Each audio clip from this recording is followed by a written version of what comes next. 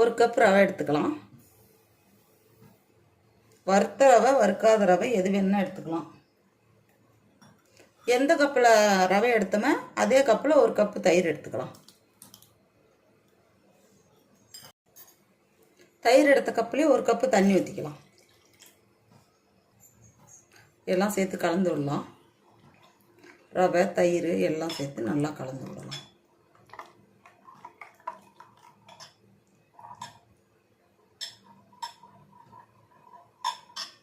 பாருங்கள், ரவை தயிர் எல்லாம் நல்லா கலந்து வந்துருச்சு. தயிருமே எல்லாமே கரைஞ்சிடுச்சு. நம்ம ஒரு மூடி போட்டு ஒரு 10 நிமிஷம் அப்படியே ஊறட்டும். பாருங்கள், 10 நிமிஷம் ஊறிடுச்சு.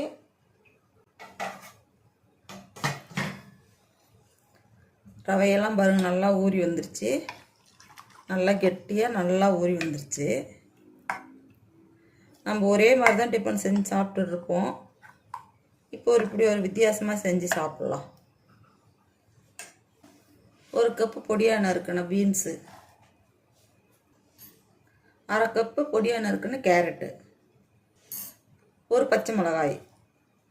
உங்களுக்கு காரம் அதிகமாக வேணுன்னா நான் கொஞ்சம் அதிகமாக கூட போட்டுக்கலாம். இது காருது, அதனால் 1 பச்சை மிளகாய் போடுறேன்.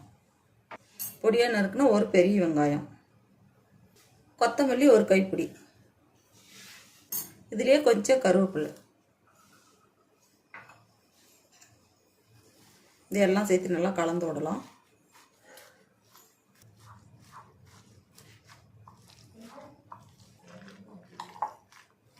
பாருங்கள், எல்லாமே நல்லா கலந்து வந்துருச்சு. இப்போ இதுக்கு தேவையான அளவு உப்பு போட்டுக்கலாம். ஒரு 2 ஸ்பூன் தண்ணி விட்டுக்கலாம்.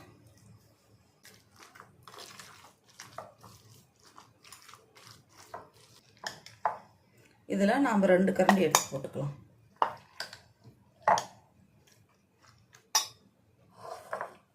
இதில் கொஞ்சம் பேக்கிங் சோடா போட்டுக்கலாம். கொஞ்சம் அதில் தண்ணி விட்டுக்கலாம். 1 ஸ்பூன் தண்ணி.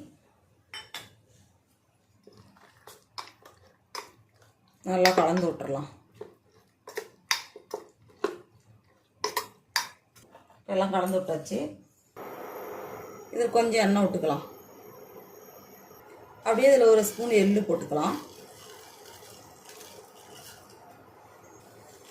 இப்போ நாம் கலந்து வச்சு மாவை இதில் ஊற்றிடலாம்.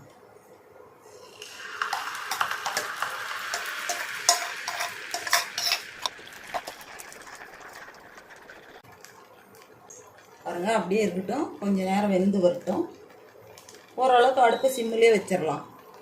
அப்போ தான் நல்லா வேகும். ஒரு 2 நிமிஷம் அப்படியே மூடி வைக்கலாம். பாருங்கள், வெந்துருச்சான்னு பார்க்கலாம். பாருங்கள், மூடி வச்சது நல்லா வெந்து வந்துருச்சு. இப்போ அப்படியே திருப்பி போட்டுக்கலாம்.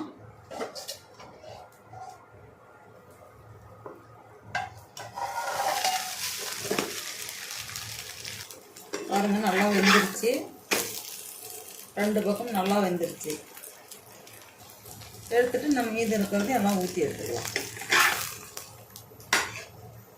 பாருங்கள், டிஃபன் ரெடி ஆயிடுச்சு.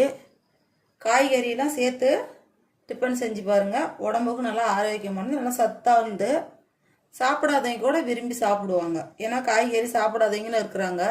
அவங்க கூட இப்படி செஞ்சு கொடுக்கும்போது விரும்பி சாப்பிடுவாங்க. இது போல் ஒரு முறை செஞ்சு பாருங்கள்.